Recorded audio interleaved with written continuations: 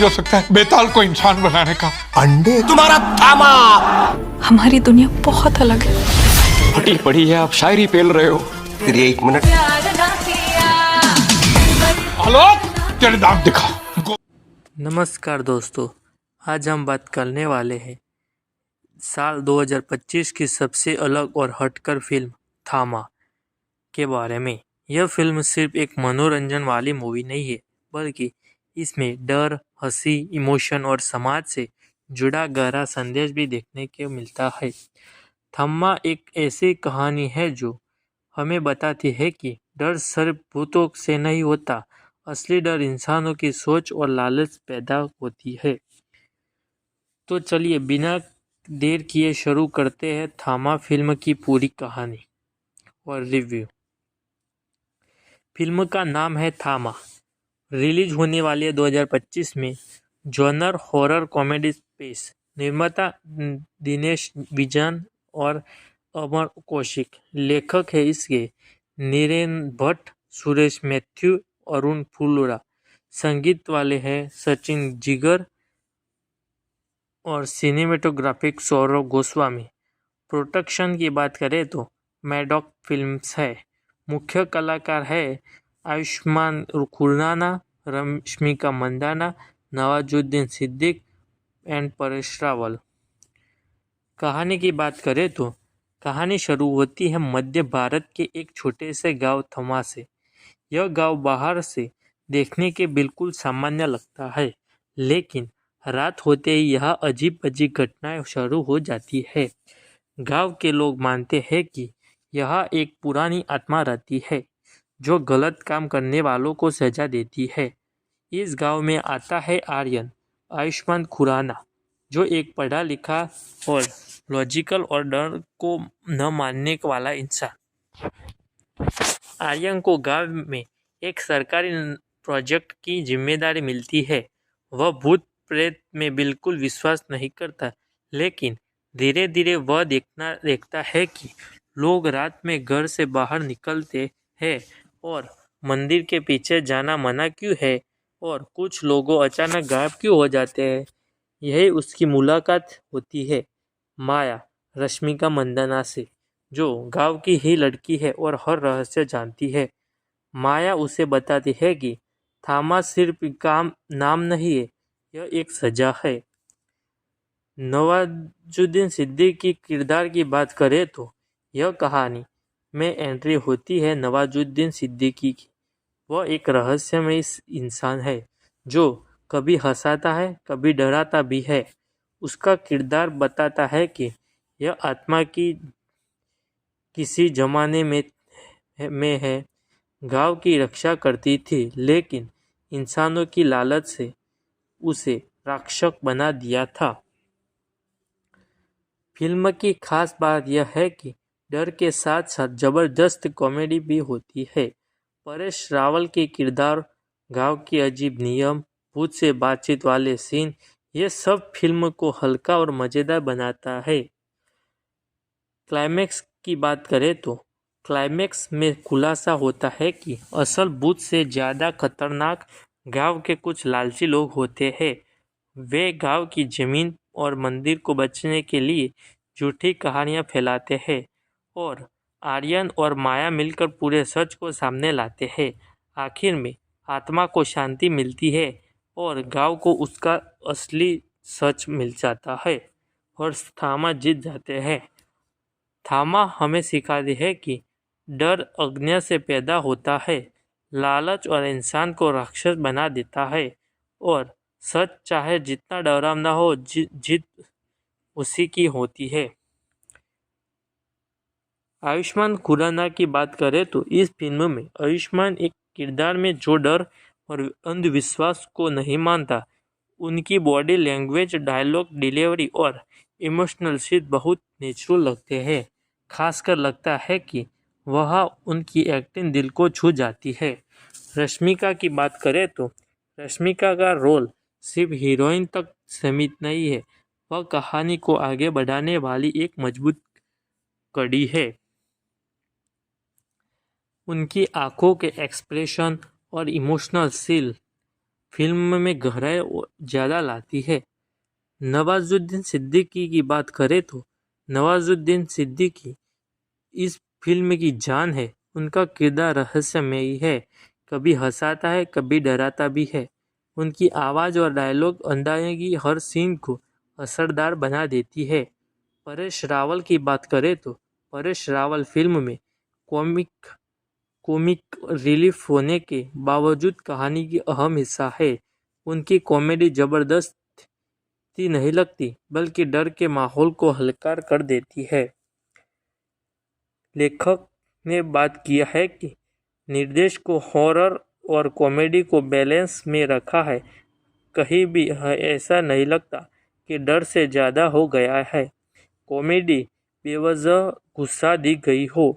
लेकिन सबसे बड़ी ताकत यह है कि कहानी सिर्फ भूत तक की समिति नहीं रहती, यह समाज की सच्चाई भी दिखाती है।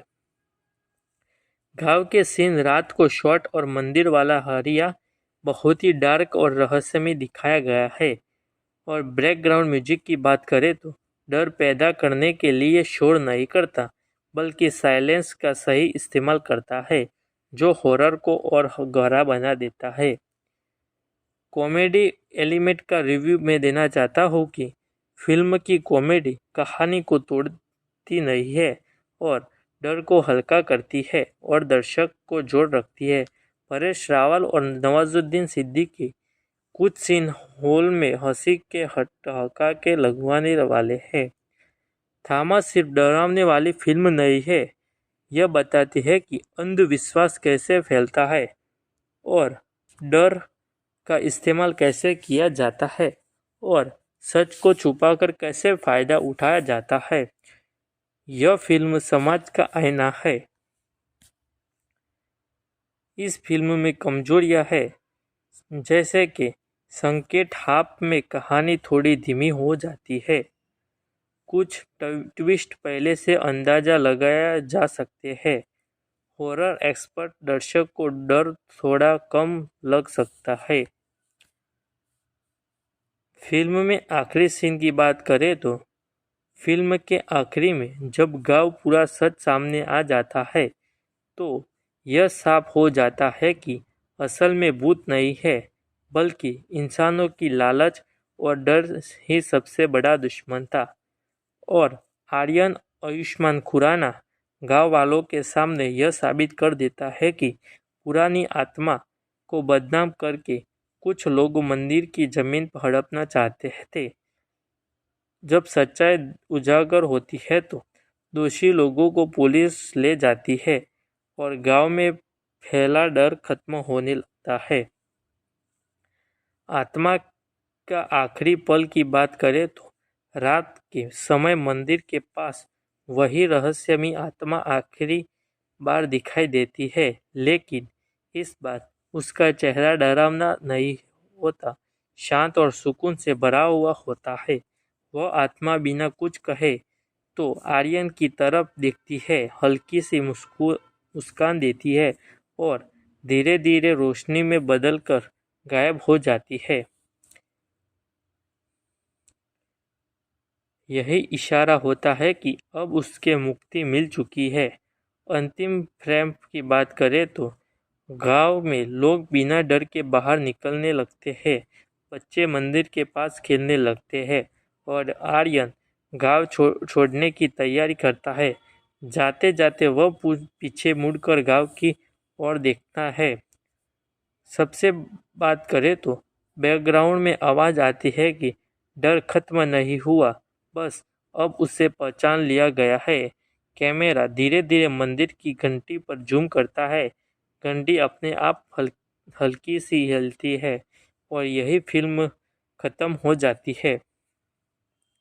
जब फिल्म में अपने आखिरी हिस्से में पहुंचती है तो गांव थमा में फैला हुआ डर अब लगभग ख़त्म हो चुका होता है। गांव वालों को यह समझ आता है कि जिस आत्मा को वे सालों में भूत समझते रहे थे, उसे में असल वजह सजा थी, जो इंसानों की गलतियों की वजह थी और पैदा हुई थी। आर्यन सबके सामने यह साबित कर देता है कि गांव के कुछ ताकतवर लोग मंदिर की जमीन हड़पना चाहते थे और गांव वालों को डराकर काबू में रखना चाहते थे और उसी डर को थामा के नाम से फैलाया गया था। लेकिन जब पुलिस उन दोषियों को पकड़ कर ले जाती है तो पहली बार गांव में अजीब सी शांति महसूस होती है। लेकिन कहानी यही ख़त्म नहीं होती। रात का समय मंदिर के पास वही जगह जहाँ से डर की सारी कहानियाँ शुरू होती थी। तेज हवाएं चलती थी, दिए अपने आप बुझ जाते थे और तभी वही आत्मा आखिरी बार दिखाती है कि लेकिन इस बार उसका चेहरा डरावना नहीं, उसकी आंखों में गुस्सा नहीं बल्कि थकान और सुकून होता है। ऐसा लगता है जैसे वह सदियों से किसी का इंतजार कर रही थी। आर्यन उसे देखता है, डरता नहीं, भागता नहीं, वह बस शांत खड़ा रहता है और आत्मा कोई हमला नहीं करती, कोई आवाज़ नहीं निकालती, सिर्फ आर्यन को देखती है। और पहली बार दर्शक समझता है कि यह आत्मा कभी राक्षस नहीं थी। वह धीरे धीरे अपना हाथ उठाती है जैसे आशीर्वाद दे रही हो। वह धीरे धीरे अपना हाथ उठाती है और फिर उसका शरीर रोशनी में बदलने लगता है, हवा में घुलने लगता है और कुछ ही पलों में वह पूरी तरह गायब हो जाती है। यही पल उसकी मुक्ति का होता है। अगली सुबह डर का अंत। सुबह होती है, कैमरा दिखता है, गांव की गलियों में मंदिर दरवाजे, बच्चे जो बिना डर खेल रहे हैं। जो मंदिर कभी डर की पहचान था अब वही जगह सुकून बन जाती है। परेश रावल का किरदार कहता है कि डर तब तक जिंदा रहता है जब तक हम उससे सवाल नहीं करते। आर्यन गांव छोड़ने निकलता है। बस में बैठने वाला था, वह पीछे मुड़कर गांव को देखता है। मंदिर की घंटी अपने आप हल्की सी बजती है। यह साफ संकेत है कि आत्मा अब चली गई है, लेकिन उसकी मौजूदगी की गांव की यादों में रहेगी। कैमरा आसमान की ओर जाता है, बैकग्राउंड में आवाज़ आती है और हर कहानी अंत में भूत से नहीं होता। कुछ कहानियाँ डर के मरने से ख़त्म नहीं होती और स्क्रीन काली हो जाती है।